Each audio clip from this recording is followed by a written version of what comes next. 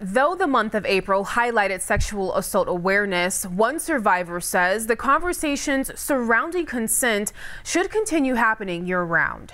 Now on your sides, Luzelia Caballero spoke to one survivor and brings us her story.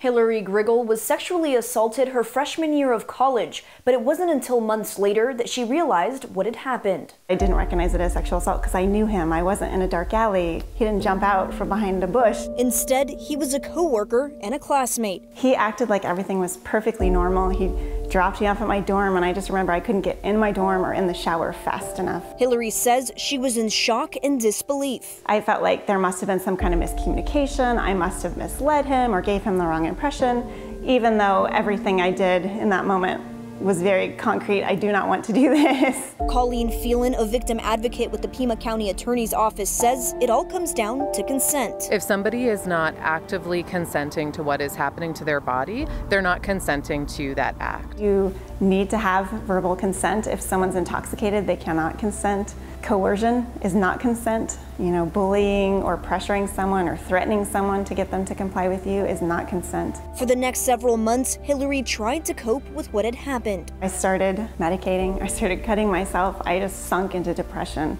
That was all I could do to just make it through the day. Until she reached out to someone she trusted and shared her experience. I finally realized this was rape. This was not consensual.